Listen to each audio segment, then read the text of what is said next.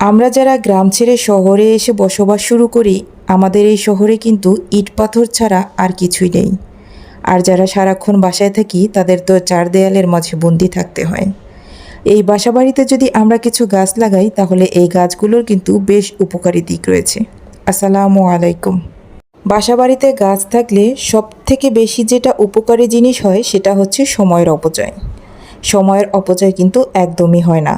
আজকাল আমরা প্রত্যেকেই কিন্তু স্মার্টফোন ইউজ করি, আর এই কারণে সারাক্ষণ এই স্মার্টফোনের মধ্যেই কিন্তু ডুবে থাকি। যদি আমাদের বাসাবাড়িতে গাছ থেকে থাকে তাহলে তার পিছনে যে আমরা সময়টা ব্যয় করি, এই সময়টা কিন্তু আর মোবাইলে দেওয়ার কোনো সুযোগ থাকে না। যাদের এই সংসার জীবনটা একঘেয়েমি হয়ে যায় তাদের কিন্তু এই গাছ থাকলে একঘেয়েমিটাও দূর হয়ে যায়। কারণ সারাক্ষণ কাজের পরে যখন শরীরে একটা ক্লান্তি আসে তখন এই গাছের কাছে দাঁড়িয়ে থাকলে শরীরের ক্লান্তিটা দূর হয়ে যায়, একঘেয়েমি ভাবটাও কিন্তু আর থাকে না। আর এই গাছ থেকে যে ফুল ফল যেগুলো আসে, ফলগুলো তো আমাদের অবশ্যই উপকারী, আর ফুলগুলো হচ্ছে আমাদের মনের জন্য উপকারী। তাই আমরা অবশ্যই বেশি বেশি করে গাছ লাগাবো।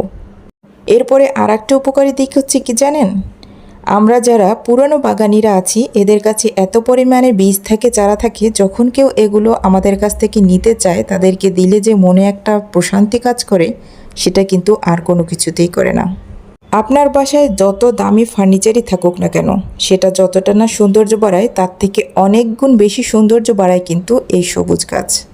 আপনি যে কোনো একটা কর্নারে একটা সবুজ সতেজ গাছ রেখে দেখবেন, আপনার বাসার সৌন্দর্য কয়েক গুণ বেড়ে যাবে। এটা কেনা চাই বলুন, একদম কম দামে কিন্তু এই সুন্দর গাছটা রেখে আপনার বাসার সৌন্দর্য বাড়াতে পারেন। এরপরে আর একটা বিশেষ উপকারী দিক হচ্ছে, আপনি শপিং মলে গিয়ে যে অযথা টাকাগুলো খরচ করবেন সেই টাকা দিয়ে কিন্তু কয়েক গুণ বেশি গাছ আপনি কিনতে পারবেন। গাছের দাম কিন্তু খুবই কম।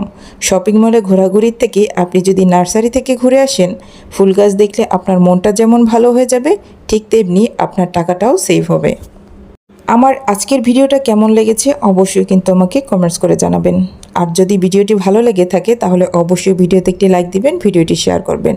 দেখা হবে নতুন কোনো ভিডিও নিয়ে, সে পর্যন্ত সবাই ভালো থাকবেন।